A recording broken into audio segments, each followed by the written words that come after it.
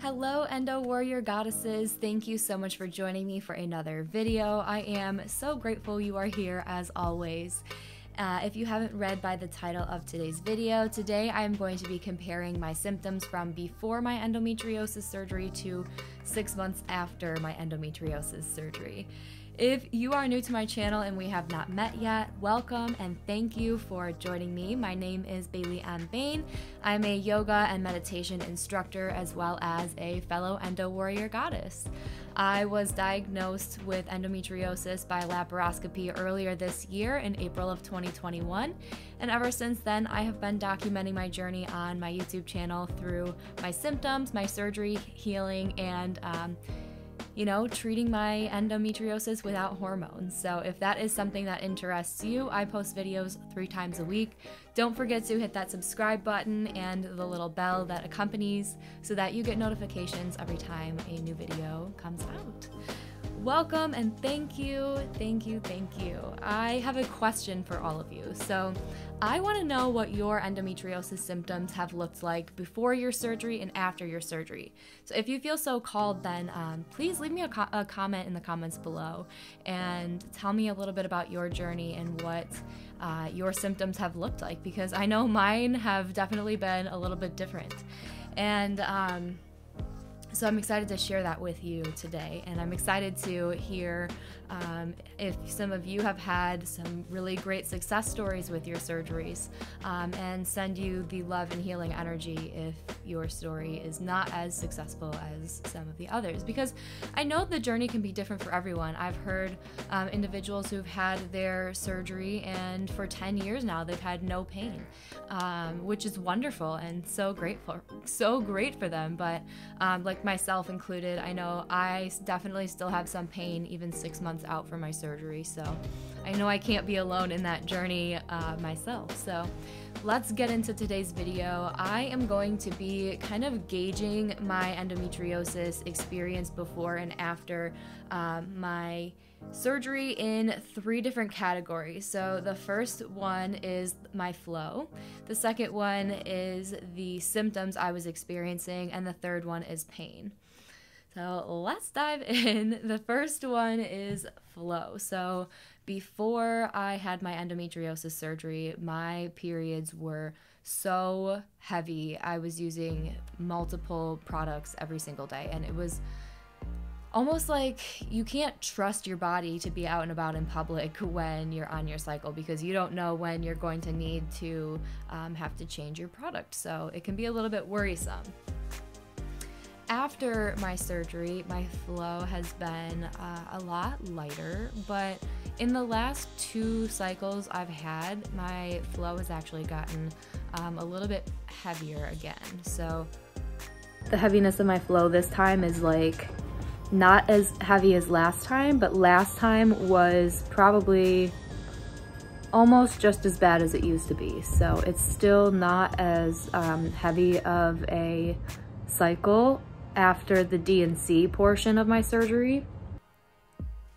I had a D&C done in combination with my laparoscopy, and what that does is it kind of like scrapes out the lining, the inside lining of the uterus. So it was kind of done for that purpose to decrease my flow, and so it's weird now having as much pain as I do with the as little bleeding that's occurring, but the last couple of cycles have actually been pretty heavy. Next is symptoms. So I've had a big list of symptoms before my surgery. It was heavy bleeding, severe painful cramps, and this was accompanied with low back pain. Like absolutely debilitating.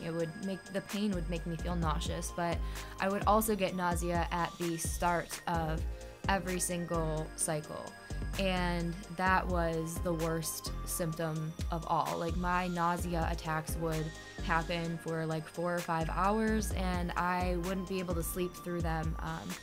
They were really, really awful. Before my surgery, I had a lot of pain when I would sit down, so it made it kind of hard to work in an office job, sitting in those uncomfortable office chairs. That was not ideal for me. It was more more comfortable for me to work from home in that sense. Again, I had a really heavy flow. My pain was so severe that like it would be too much to even stand up to do the dishes on those painful days before my surgery.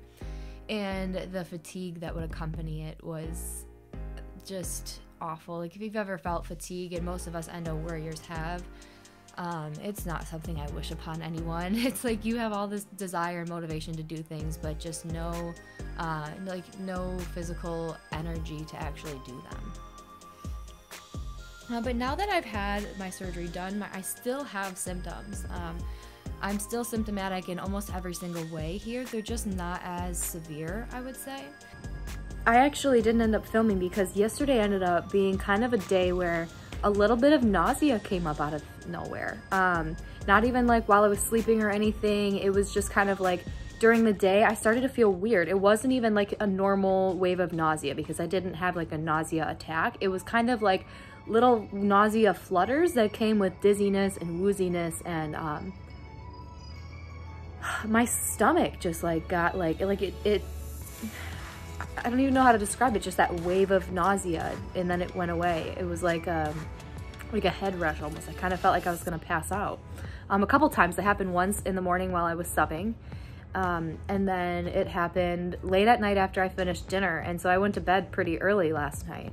So my cramps and my low back pain are still pretty bad, but I'm actually able to like stand up, kind of do the dishes. I started a new substitute teaching job, and so it's nice to be able to kind of have the ability to sit down in a desk when I'm subbing middle school and high school.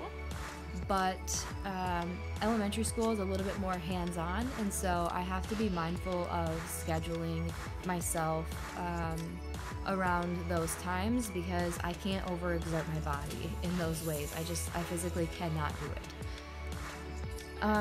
But I am able to do a lot more than I was before. Like before my surgery, I couldn't imagine doing anything like this because it took too much. My nausea now, it's not as severe. My nausea attacks don't happen as often, knock on wood, and they're not as long in length. So I'm able to manage the nausea for the most part. Now it's happening at the end versus the beginning. And I shouldn't say like necessarily manage the nausea yet. I am working on investing in a line of supplements that will allow me to work on balancing those hormones, and so that's what I think is causing the nausea attacks, and I'm really excited to document my journey with those. That will be super fun. And the fatigue, I'm still a little bit fatigued, but it's definitely gotten a lot better. Again, I'm also learning how to manage my symptoms a lot better, so that is a huge benefit of having an official diagnosis, is knowing what it is and that you need to treat it in a certain way and being able to address it in that way. It's empowering almost, you know? And then finally, pain. So I still have rough pain days, but kind of like I mentioned before, my pain is a lot more manageable now, and I am actually able to like go to work and get up and do things, kind of do the dishes. The other day I helped Cody out with a few things, and I was able to wear like portable heat packs and actually do those things and give myself and allow myself the rest when I needed it. But I actually got through a work day feeling pretty okay.